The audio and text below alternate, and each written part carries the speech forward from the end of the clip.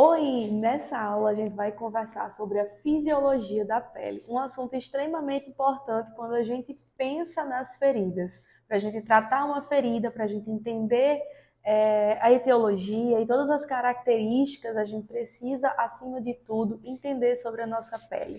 Né? A pele é considerada o maior órgão do corpo humano e está relacionada com muitas funções que a gente tem no nosso corpo, certo? Então, tanto a pele e os anexos cutâneos, né, como os pelos, as unhas, as glândulas sebáceas e sudoríparas, fazem parte desse sistema tegumentar e desse sistema tão importante para a gente também trazer para dentro da cicatrização de feridas. Então, a gente precisa entender a parte fisiopatológica da pele, bem como a anatomia. Então, nosso corpo, né, a nossa pele, ela é dividida em epiderme, derme ou hipoderme, né, que é a parte subcutânea. Então, na hora que a gente pensa em tratar uma ferida, a gente precisa conhecer essas características. Isso vai nos ajudar na hora de fazer um desbridamento, isso vai nos ajudar na hora de conhecer os tecidos presentes. Ah, será que é um esfacelo ou será que é ali aquela parte gordurosa do tecido subcutâneo? Então, para isso, a gente precisa realmente entender cada função e cada processo, certo? E a pele, né, como o maior órgão do corpo humano, ela tem diversas funções. Ela tem função de proteção, né, de barreira. Então, ela vai estar nos protegendo contra agentes físicos, químicos, biológicos, radiação. Então, é ela que sofre tudo. Então, se a gente foi para a praia, ficou muito queimado, é a pele que vai sentir isso, né, de forma primordial. Então, ela também tem essa função, além dessa função de proteção, né, de barreira, ela tem função de percepção sensorial. É aquela emoção que a gente sente quando está com calor, quando está com frio, a gente sente dor. Se a gente tocar, a gente tem o tato. Então, todas as sensações a gente consegue, né, perceber apenas ao tocar na nossa pele. Termorregulação, que seria para regular a temperatura corporal do nosso corpo. Isso é importante também quando a gente lidar com tantos processos fisiológicos relacionados à ferida. Então, eu consigo também sentir a pele do meu paciente, se ela está mais fria, se ela está mais quente. Ah, eu estou com um paciente isquêmico e aí aquele pé está mais frio. Então, tudo isso é a pele que vai nos dar, né, esse norte que a gente precisa. A pele também ela tem função metabólica, que seria para fazer a síntese de vitamina D. Então é ela que faz todo esse processo para que o nosso corpo tenha essa vitamina que é tão importante para o processo também cicatricial. E a forma excretora, que é uma das funções que a gente consegue visualizar bastante a olho nu, que seria parte das glândulas sebáceas, né, aquele famoso sebo, e as sudoríparas, que é a formação do suor. Então a gente consegue também estar visualizando isso a olho nu e muitas vezes a gente vai ver a ausência dessa função excretora, especialmente em pacientes diabéticos, por exemplo, que não produz tanto suor. Então a gente consegue ver esse déficit dessa função da pele, tá? Então, entrando dentro das camadas da pele, vamos começar com a epiderme, que é essa camada externa, né? Essa camada que a gente visualiza, que ela é composta por várias camadas, certo? Então, dentro dessa epiderme, a gente tem a camada córnea, camada espinhosa, basal, enfim.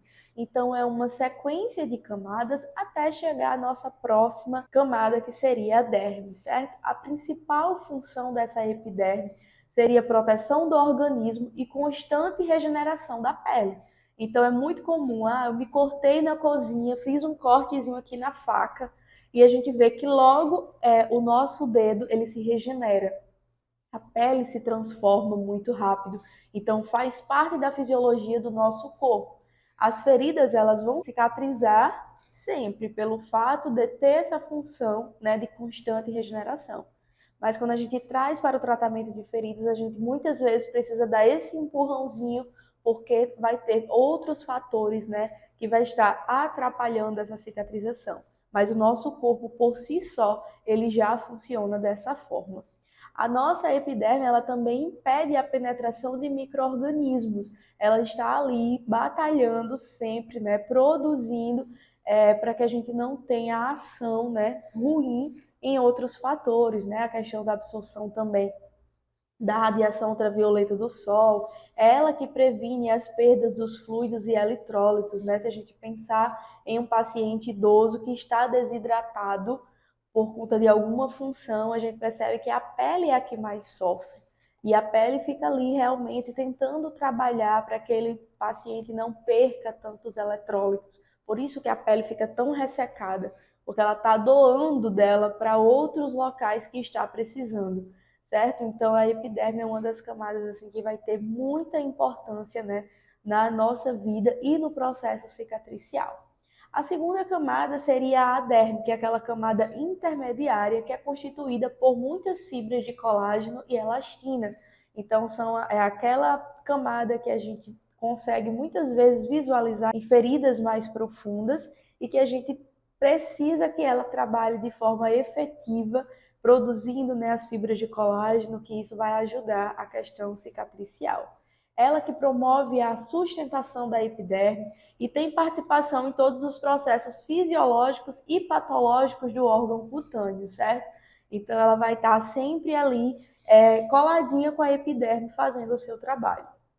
Lá também, na derme, é onde situam os vasos, os nervos e os anexos cutâneos, certo? Os folículos pilosos, as glândulas sebáceas, elas ficam todas concentradas na derme. É muito comum a gente até dizer que quando o paciente tem algum trauma, tem alguma lesão que está ali atingindo a derme, ela tende a ser mais dolorosa, porque é onde está realmente, né, os vasos, os nervos, e a sensibilidade é bem maior. A nossa última camada é a hipoderme, né? Aquela camada mais profunda da pele, onde tem grande depósito nutritivo de reserva, porque é onde ficam as gorduras. Então, fica ali realmente reservado, né? Uma nutrição. Na hora que está precisando de energia, é de lá que as células vão buscar, né? Ela que vai estar depositando, indicando realmente onde está necessitando de mais energia. As células precisam de energia para trabalhar e, consequentemente, para levar lá naquele processo que está acontecendo. É lá também que tem, né, como isolante térmico e proteção mecânica, então ela trabalha muito nessa questão e sua função principal realmente seria essa função de acúmulo de energia para as funções biológicas. Então, quando a gente pensa num tratamento de feridas, a gente imagina que a célula precisa de muita energia. Quando a gente faz laser terapia, por exemplo, a gente vai estar ajudando essa célula a ter mais energia. E é da hipoderme que vem esse acúmulo de energia para as funções biológicas. E o processo cicatricial, né, o que seria ele? Realmente ele objetiva corrigir esses defeitos e restaurar a superfície da pele. Isso de um processo que é completamente fisiológico, dinâmico e complexo. Então, sempre vai existir a cicatrização, como eu falei. Mas, muitas vezes a gente vai precisar dar esse empurrãozinho, né, esse estímulo para que a pele ela cicatrize de forma mais rápida. Né, na pele, né, no processo cicatricial, que acontece vários eventos celulares e moleculares, todos muito ordenados, né? É um efeito muito complexo no nosso corpo e que tudo está acontecendo a partir da pele, tá bom? E trazendo no contexto ainda da pele, a gente tem a questão das fases de processo de cicatrização. Algumas literaturas vai trazer essas fases de cicatrização como 3 e algumas como 4, tá? Mas porque a fase 3 e a 4 ela tá muito ali ligadinha, então algumas literaturas trazem isso num conjunto completo, tá bom? A fase 1 seria a hemostasia, é aquele momento que acabou de acontecer, seja um trauma, seja uma ferida operatória que acabou de acontecer a incisão, a ferida acabou de acontecer. Então, seria a fase de hemostasia, é onde estaria a agregação de plaquetas, a liberação de citocinas. Então, todo o processo está acontecendo ali fisiológico naquele momento. Teoricamente, seria aquele momento que a ferida vai sangrar um pouquinho e logo depois ela vai se reconstituindo, passando para a fase inflamatória. E, né, ela é muito casadinha, porque ela vai acontecer a partir disso. A fase inflamatória, que é aquela fase normal que vai acontecer em todo o processo. Porém, muitas vezes acontece de forma desordenada e a gente precisa trazer, né, captar outros benefícios para facilitar esse processo de inflamação. Mas essa inflamação, quando ela acontece, né, vai ter ali a forma precoce, quando tem muito acúmulo de neutrófilos, né? Os nossos soldadinhos do bem estão ali trabalhando, mostrando que tem algo errado, mas que vai se regenerar, que vai dar tudo certo. E tem a inflamação tardia, né, que é aquela ferida que acaba estagnando em um processo inflamatório mais demorado e a gente começa a ver, a perceber que está tendo muito déficit, que está tendo muito retardo da cicatrização, que a ferida não muda, né? Então é aquele momento que a gente percebe que tem mais eritema, que tem mais dor, que tem mais rubor. Então a gente liga o alerta, né, e tenta trazer outras questões para ajudar nesse processo. A fase 3 seria a fase proliferativa, onde a gente vai ter formação de tecido de granulação, fibroblastos, as células endoteliais, elas começam a trabalhar muito nesse momento. A gente vê também nessa fase a formação da matriz extracelular, onde a gente consegue ver que existe ali os fibroblastos trabalhando, que começa a ver síntese de colágeno, então tudo acontece ali em prol de uma cicatrização eficaz, seja de uma ferida de outra etiologia, né, venosa, lesão com pressão ou até mesmo uma ferida operatória, que tende ali a ser mais rápida a recuperação, certo? Então é naquele momento, nessa fase proliferativa, que a ferida diz como é que ela vai ficar, como ela vai permanecer. A cicatriz, ela começa a ser formada nessa fase, então se a gente vê uma cicatriz, uma ferida ficando mais bonitinha, a gente já imagina, é assim que ela vai permanecer. E a quarta fase, né, aqui nesse material a gente trouxe uma literatura com 4 fases, seria a fase de remodelagem, onde a gente vê a renovação realmente do tecido extracelular, aquele tecido bonito, aquele tecido cicatrizado, aquele tecido que está trabalhando para ficar bem forte. Lembrando que esse processo, tá, gente, as literaturas trazem que pode durar até 15 meses para aquele tecido se restabelecer e se firmar de novo na pele, de forma forte, né, de forma firme. Por isso que é tão comum a gente ver lesões que depois de um tempo elas se rompem de novo, né? Que são as famosas recidivas. A lesão cicatrizou e ela retornou por conta que essa pele não foi cuidada, não foi protegida, não foi hidratada, né? Então, consequentemente, ela não fica forte e acaba se rompendo de novo. E a gente também, dentro dessas fases de cicatrização, a gente tem as intenções, que isso vai variar também de algumas literaturas, mas no geral a gente tem 3 fases, né, 3 intenções, primeira, segunda e terceira. Então, mesmo não sendo uma ferida operatória, que é muito comum o pessoal achar que as intenções elas só acontecem na ferida operatória, mas não.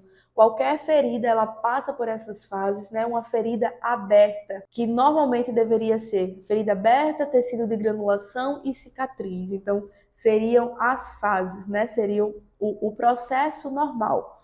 Porém, muitas vezes, né, acontece essas coisinhas erradas no meio do percurso e essa ferida não cicatriza ali, fica interrompida. Então, a borda 1, né, a intenção 1 seria quando essas bordas elas são aproximadas por sutura, que no geral a gente vai ver isso nas lesões cirúrgicas. Então, não há presença de infecção, as margens elas estão próximas e o processo de cicatrização ele vai evoluir diretamente para a produção de uma cicatriz.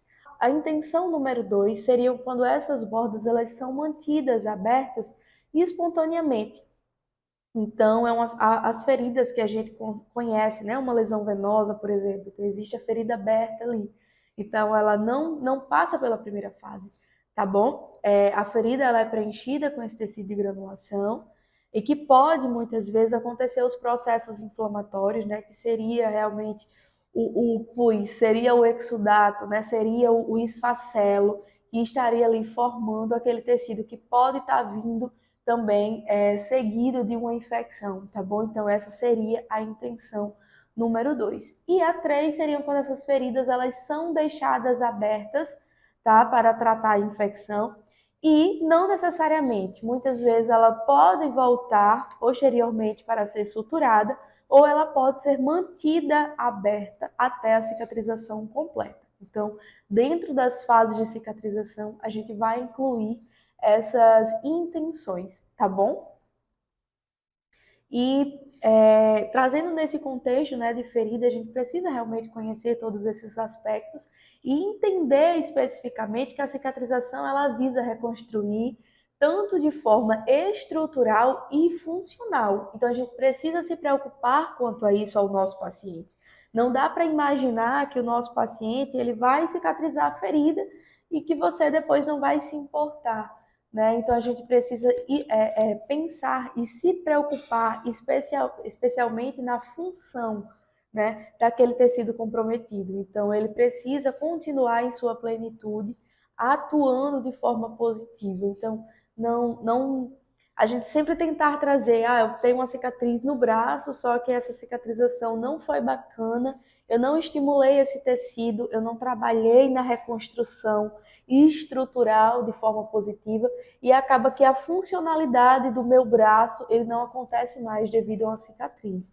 E quando nós pensamos, né, enfermeiros dermatológicos, na enfermagem dermatológica de uma forma geral, a gente precisa também se preocupar em conta disso, tá? Não dá para pensar apenas em fechar a ferida, e sim que esse paciente ele consiga ter sua vida normal após isso, e ele vai ter, se você fizer uma cicatrização efetiva e tiver uma cicatriz, né, que não vá perder a sua estrutura nem a sua funcionalidade, tá? Então essa foi a nossa aula de fisiologia, né? Essa introdução básica que a gente precisa entender para dar consequência, né, às nossas aulas e às etiologias da ferida.